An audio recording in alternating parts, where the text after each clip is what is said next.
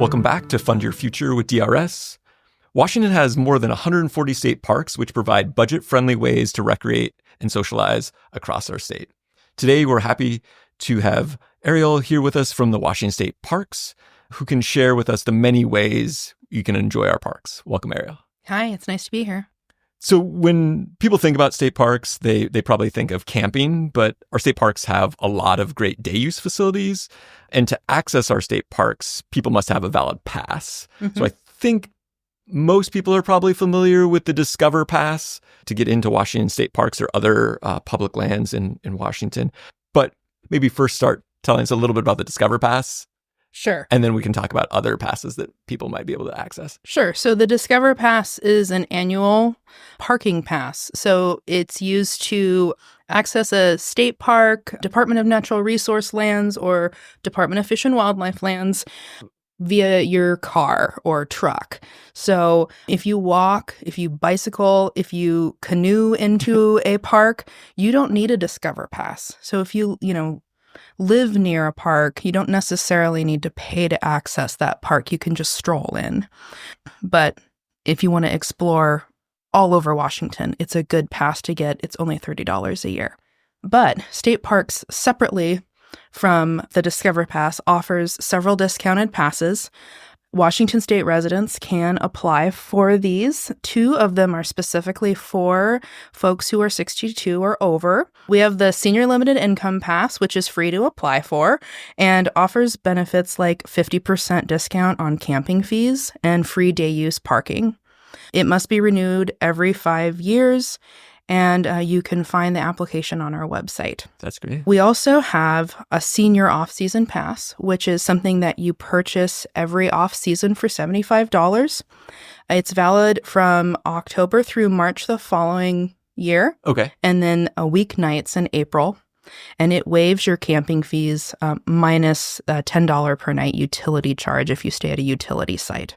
So free camping, if you stay at a utility site, $10 a night. Wow. So if I had an RV and I'm a retiree and I just want to go around the state and visit state parks, I could get one of these off-season passes for $75. $75, and the world is your oyster. Wow. That's pretty great.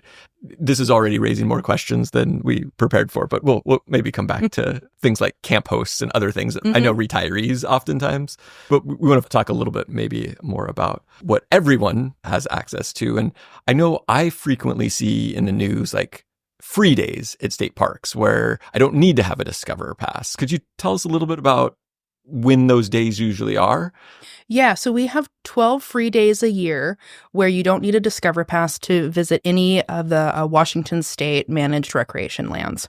They do change a little bit from year to year, but you can typically expect them to come along on days like Veterans Day, Martin Luther King Jr. Day. We follow the free fishing days that Fish and Wildlife puts on. Day after Thanksgiving is always a free day. New Year's, January 1st, when we offer all of those first day hikes, fun activities in the parks with our rangers. You can find the free days on the Discover Pass website, or you can call State Parks Information Center at 360-902-8844, and our customer service team would be happy to let you know about all the upcoming free days. That's great. So if you have a day off from work for a holiday, it might be a free day and you could spend that day at a park. And so confirm what days are available if you don't have a Discover Pass, but strongly encourage people to have a Discover Pass in their car at all times. Makes it easy if you're just road tripping or traveling around the state and you want to pop into a state park and check it out. So I know one of the things I learned over COVID, during the COVID time period where I wanted to go do more camping and be outside more, is that there's a reservation system for state parks. And oftentimes you have to plan these things well in advance. Yes. Could you just talk a little bit about what that process looks like for reserving a campsite, or how far in advance you might need to, or that you can reserve sites? Yeah. So using our reservation system, you can reserve up to 9 months in advance from the first day of your trip. Okay. And that is recommended for some of our more popular parks like Cape Disappointment and Deception Pass. But we have a lot of parks throughout the state, and you don't necessarily need to be a 9-month in advance planner to get into your summer getaways or springtime, fall. There's openings. I would say contact our State Parks Information Center to get help around finding those dates. If you're running into a brick wall with not finding availability, we will help you find a park that meets your needs, what you like to do outside, and we'll find you a reservation. We'll find you a first come, first serve opportunity to make that wish come true. You can make reservations online at washington.goingtocamp.com. Okay. Or you can call our reservations office at 888-226-7390. I'm impressed you've got all these numbers memorized. That's great. It's also great to know that there is that service where somebody can help you think about what might meet all your needs. If you've got a certain date range and you're looking for certain activities, though I would say that the state parks website is great for that, helping you kind of do some research and think about, I'm looking for a place with a lake, or I'm looking for a place that's near the beach or in the mountains. We haven't talked too much about this yet, but one of the things I've been really amazed as I've done more research on state parks is there are all sorts of different accommodations. There are things like cabins and yurts, and in different parks, there are different amenities. Do you want to talk a little bit about that and maybe some things that people might not be aware of with state parks that they should be aware of? Yeah, so our yurts and cabins are probably some of my personal favorite features because they really extend your camping season to be all year. They are, small structures that have solid ground, a roof above your head, a little porch you can hang out on. They have heaters. There's electricity in there, comfortable furniture, and they're often located just in the campground. So you're going to have the same experience as if you had reserved a campsite, but you have this nice little house that you can go into and be warm. And then you can have your picnic and your campfire all together. We also have vacation houses, which are a little bit of a step up from just the more rustic cabins and yurts. These will have full restrooms and kitchens. They will often have historic significance. We have the lighthouse keepers' residence at Cape Disappointment, where you can go and stay where the lighthouse keepers lived. Oh, wow. We have lakeside cottages. We have vacation homes in old officers' quarters and military hospitals at our historic forts, Fort Worden, Fort Flagler, some really cool places. We even have a fire lookout on Mount Spokane that you can hike into and stay at. So we offer some really unique experiences if you're looking for something a little bit different that are also affordable. One of the things I like about that is that I oftentimes think of the camping season as Memorial Day through Labor Day, they're just kind of the traditional summer. But state parks provide a lot of opportunity. I really should say state public lands in general, not just state parks, but they offer a lot of opportunities beyond just kind of your normal summer season that you're thinking about. Absolutely. I just spent the weekend at Aitkenswa State Park in Lewis County off of Highway 12 last weekend. And I stayed at a cabin and I had a view of the lake all weekend, and it was pouring rain, but I was under the porch and I had my camp chair and I was cozy with a blanket, and it was a great weekend, and I got to be outside in November. Yeah. It's, I think, something to think about when you're trying to think of kind of cost-effective ways to get away and decompress or be in nature. And the state park system in general provides a lot of opportunity. I don't want to put you too much on the spot here because it sounds like you visit a lot of state parks. You're very familiar with the state park system, but do you have a couple of favorite parks and maybe parks that people don't necessarily think about all the time, or parks that are maybe an easy day trip? Yeah, whatever state parks you'd like to promote. Absolutely. I have a lot of favorite state parks, and it's getting harder and harder to choose. I would definitely recommend visiting Fort Eby on Whidbey Island. Mm-hmm. The sunsets with a backdrop of the Olympic Mountains is spectacular. They have a campground, day use shelter that you could rent for the day, wonderful trail system. One that you probably haven't heard of is the Cle Elum Rail Yard that's in Kittitas County. Once you cross over the Cascades going east on I-90. And this is a interpretive historic site. So it's just day use. It connects up with our Palouse to Cascades trail. So you could do a more long distance or you could just stop for the day.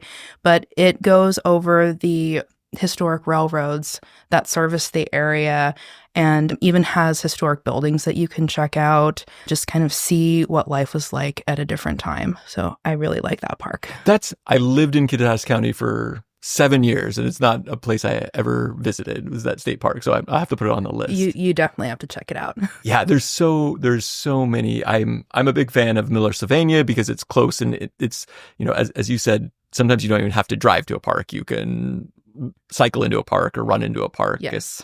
As we're preparing for this, I was thinking about going through the list of all the state parks and the places I visited, and Curlew Lake was not a place I ever expected to be like so smitten with. Yes. But we had a campsite on the lake and watching people go in and out on their paddle boards, and it was just like, a place I need to get back to. I actually have a coworker who was just going on and on about Curlew Lake this morning and how much she is anticipating her next trip. So there's a lot of people who feel that way about Curlew Lake. It might be out of the way, but it's worth the drive. I think that's the other thing to think about when you're maybe trying to pick a park to go to, is going to a place that is a little bit out of the way or a place that you're not as familiar with and exploring. I'm trying to remember, it was last summer or the summer before, we went to Lake Conconelli, the state park there, and ended up not staying there. We were just kind of driving through the area and went out of our way a little bit to visit that park. And it was, beautiful area. Yeah, there's so many wonderful state parks. We didn't prep for this, but I do want to ask you about campground hosts. I think that's something that oftentimes people think about in retirement or as you're approaching retirement, about, I want to stay active, I want to get out and explore the state, I want to have some different flexibility. Is that something you feel like you can talk a little bit about, like what it means to be a campground host? Yeah, so we have pretty robust volunteer program, and part of that is the camp host program. Of course, you can volunteer in the parks just during the day to help out on projects, or you can volunteer to stay in the parks and be kind of an information hub for campers. That you'd be staying in a site at the campground. Those accommodations are provided for you. You get a full hookup site. You just need to have a trailer or RV to bring to live there. And then you help out with firewood sales. You help out with letting folks know what trails would be of interest to them when the kayak rental stand opens, things like that. And it's very enjoyable for a lot of people.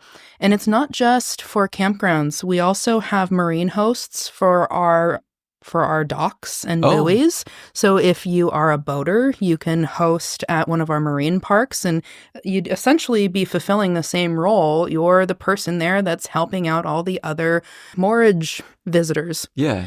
We also have hosts for our interpretive and visitor centers. So essentially our museums, like the Lewis and Clark Visitor Center at Cape Disappointment, the Goldendale Observatory out in Goldendale, and then there's the Ginkgo Petrified Forest near Vantage. So, lots of great opportunities for folks that love to learn and love to teach. Can you tell me more about the Goldendale Observatory? Yeah. It's a place that has always fascinated me, and I've driven through there a couple of times. The timing has never worked to actually visit the observatory, but I'm curious. It feels like a very unique feature for a state park to have an observatory. It is very unique for a state park. There's not a whole lot of public observatories in the nation, and so we do offer one of the few where folks can come in and kind of catch a glimpse of how people are studying the skies and the stars. We do regular programming where you can go in and look through the telescope yourself. They follow major celestial events, so you can go and watch a meteor shower, things like that. And then the ranger that runs the observatory is incredibly knowledgeable, so you are going to learn stuff from him. He knows all about that telescope, and he follows all of the events happening in the skies. And so a lot of people leave that place, and it's an unforgettable experience for them. We also have a nearby campground at Brook Memorial State Park that's convenient for you to stay at while you're out there visiting the observatory. Yeah, that makes sense. I was thinking about with the recent Northern Light events. Yes. That would have been a wonderful place to... Those are always a little bit challenging because it's kind of last minute that the day before that there's going to be a big Northern Light show. But if you happen to be in the Golden Dale area, that could be a wonderful place to go out and observe from. Yeah, they hold several annual events. So it's definitely something to connect with our Parks Information Center about if you would like to know about upcoming events. That's awesome. So I appreciate that you mentioned that folks can call the parks office if they have questions. Are there other places a person would go or do research to find a park that's close to them or to book a campsite? Could you remind us of the ways a person could do that? Yeah, so to book a campsite, you can go onto our reservations website at washington.goingtocamp.com, or you can call our reservations office at 888-226-7688. Now, if you need help trip planning, that's when you would want to call our information center. And I know I've already mentioned the phone number, but you can also email us at infocent, that's INFOCENT at parks.wa.gov, and we'd be happy to answer your questions. And then for anybody who would rather just go online and peruse our website, parks.wa.gov is a really excellent website. It's actually won several awards recently. It was completely revamped last October 2023, and it is much more accessible for everybody to use now, and we're very proud of it. So please check out the website. If you need any help navigating it, that's when you call the information center. That's great. Yeah. And I think for our listeners, we really want folks to get out and explore the state, find things that they can do in a cost-effective, frugal way. But it is really easy to just kind of know the parks that are around you. And the State Parks website is really wonderful in helping you learn, as we said at the start, over 140 state parks in Washington. It's in some ways, it's a little overwhelming when you look at the whole list of all the different places you could go if you wanted to. It really can be a little overwhelming. Before I started working for state parks, I often felt that way. I was like, wow, there's too many parks to choose from. But what's cool about our new website is we included a search feature where you can search by county. So you can choose the county that you live in or the counties that you know you're going to be visiting, and then it'll show you what parks are in those counties, which I find much more reasonable to navigate than the whole state. Yeah, that's true. Or just pick a county you've never been to before. Exactly. Yeah, and an area you might want to go explore. So that's great. Ariel, I really appreciate that you take the time to come talk with us and our listeners about state parks. Thanks for joining us. It was great being here. Thanks. Thanks for listening, and now we'd love to hear from you. What topics would you like to hear about? What questions do you have for us? Send an email to drs.podcasts@drs.wa.gov. That's drspodcasts@drs.wa.gov. The Department of Retirement Systems provides this podcast as a public service, but it's neither a legal interpretation nor a statement of DRS policy. References to any specific product or entity do not constitute an endorsement or recommendation. The views expressed by guests are their own, and their appearance on the program does not imply an endorsement of them or any entity they represent. Views and opinions expressed by DRS employees are those of the employees and do not necessarily reflect the view of DRS or any of its officials.